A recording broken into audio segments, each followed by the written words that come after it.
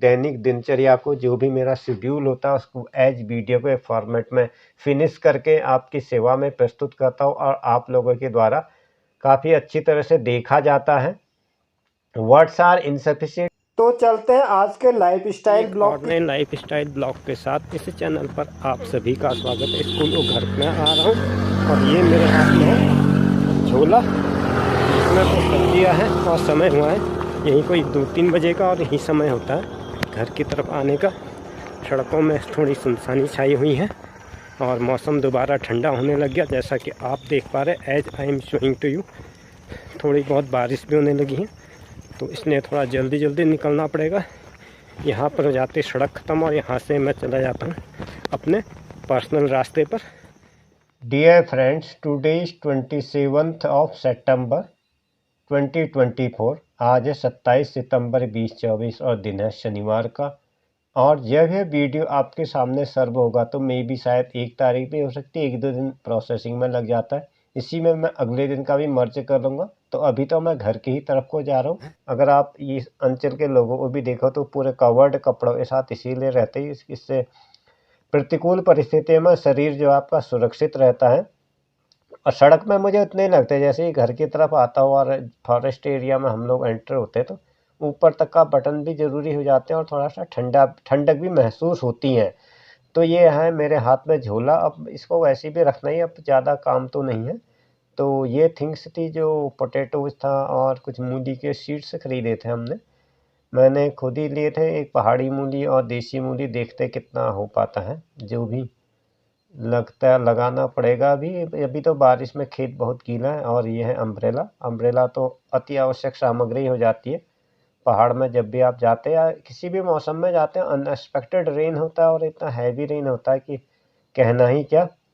इस तरह से अब मैं पहुंच गया हूं घर को। उसके बाद खाना पीना खा करके अगले दिन की दिनचर्या शुरू हो जाती है।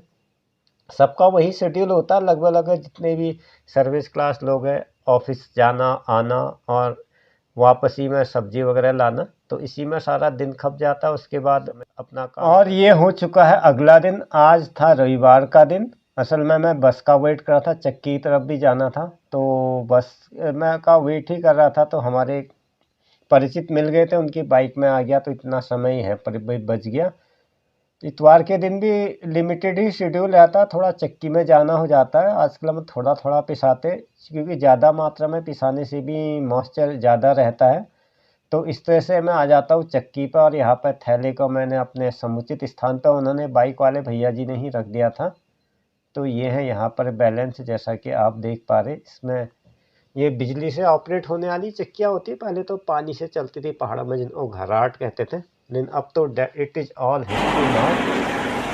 ये बिजली से चलने वाली चक्की है। गांव में इसी तरह से हम चक्की का ही पिसा हुआ खाते हैं और पौष्टिक भी रहता है। दुकान वाला तो पता नहीं क्या ही होता है, जो चीज़ सामने आ गई तो वो ठीक। पहले इसको मेजरमेंट कर लूँ मैं। जैसा कि आप देख पा रहे हैं, यह बाट है, इसमें 20 और 5-25 से तो थोड़ा कम ही होगा। इसको थोड़ा आगे पीछे कर लेता हूँ और इसमें 20 दो मेरे हिसाब से 20 तो 22 साढ़े 22 के लगभग इसका वजन बैठ है। दोस्तों, इस तरह से मैं अपने कांटे में अपने वजन को, गेहूं का जो भी कट्टा है उसको बैलेंस कर रहा हूँ। और इसी तरह से गांव में तराजू होते हैं जो पारंपरिक होते हैं, लोहे के बांट वाले। अब ज़्यादातर हालांकि इलेक्ट्रिक हो गया है, तो उसकी वजह से ये सारी चीज़ें उठाने की जरूरत नहीं है। लेकिन ये भी पुरानी निशान है, काफ़ी अच्छा लगता है इस तरह से पुरानी चीज़ों को। तो इतवार के दिन लगभग मेरा शेड्यूल सेम ही रहता। कुछ थोड़ा बहुत चक्की का काम निकल जाता है, कुछ बाहर का निकल जाता है। एक काम कभी हो गया है, एक काम के लिए सुबह ऑर्डर दिया था दुकान वाले को, फ़ोन भी नहीं उठा रहा था। अब देखता हूँ क्या स्टेटस है।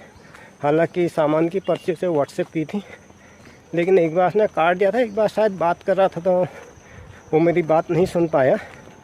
तो अगर वो सामान ले आता तो वेल एंड गुड है। उसी गाड़ी में चक्की का थैला भी वापसी में ले जाऊँगा। तो इसी क्रम में आगे बढ़ते हुए मैं जा रहा हूँ अपने नेक्स्ट डेस्टिनेशन की तरफ। As I am showing to. बहुत ही अच्छा वेदर है आजकल यहाँ का।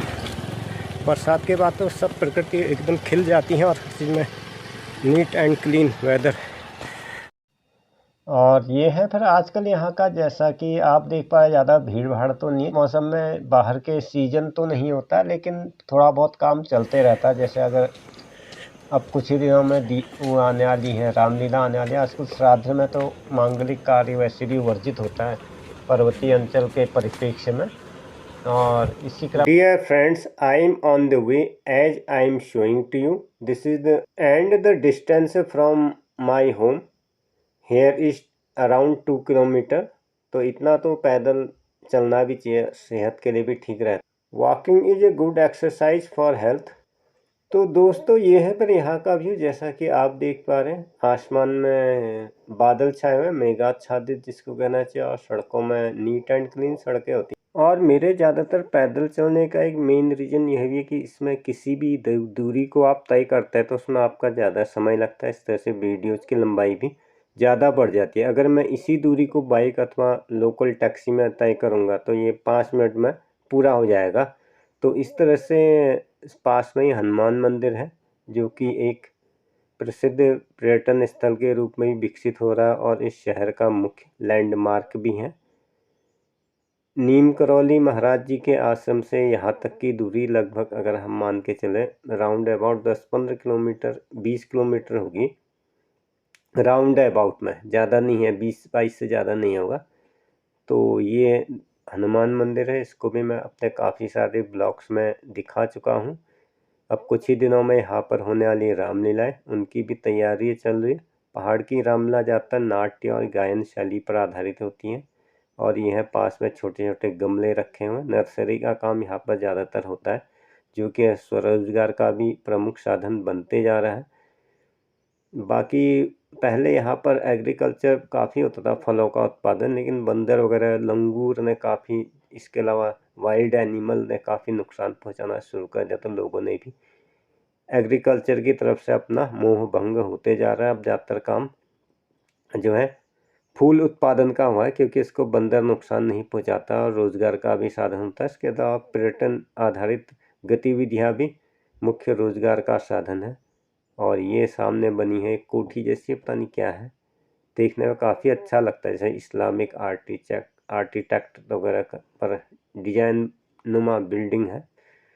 और आपसे बातें करते करते इस तरह से मैं आया तो अपने ही डेस्टिनेशन पर। अब यहाँ से आगे मुझे दुकान पे जाना है, जहाँ पर मैंने सुबह ऑर्डर दिया था। देखते हैं कि अगर भरा होगा तो तत्काल ले आऊँगा, अदरवाइज थोड़ा वेट करना पड़ेगा।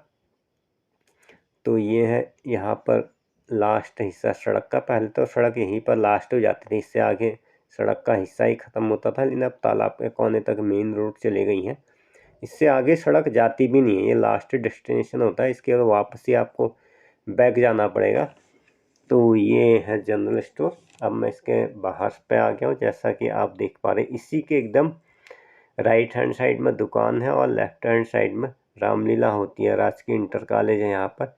ये है मंच का निर्माण कार्य चल रहा है और 3 तारीख से यहाँ पर रामलीलाओं का आयोजन शुरू हो जाएगा। उससे पहले तैयारियां हो जाती है। इस तरह से मैं आ गया हूँ दुकान में। हाँ सर, ठीक ठाक है यार। पंथ जी सामान हो गया सर वो पैक?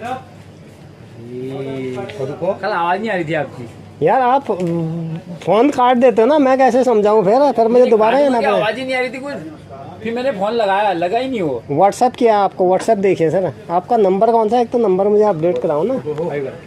ये 593 आई। चलो मैं आ ही गया, वो आपको पे कर देता हूँ, आप सामान भेज दीजिएगा सर। आप चलिए, मैं पीछे पीछे सामान भी होता 93। पहले आप अपना व्हाट्सएप देख लो, नहीं तो मैं आपको मैनुअल लिस्ट देता हूँ, फिर पूछ के। मैनुअल है? अच्छा, मैनुअल आ गया।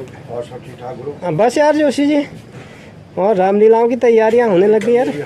जी बिल्कुल यार, हार्दिक स्वागत है रामलीला कमेटी में। अरे यार स्वागत क्या, अपना घर का ही काम था। दोस्तों आप YouTube और Facebook पर तो मुझे देखते ही, इसके अलावा एक और प्लेटफॉर्म है, website is daily motion, the same video is also available.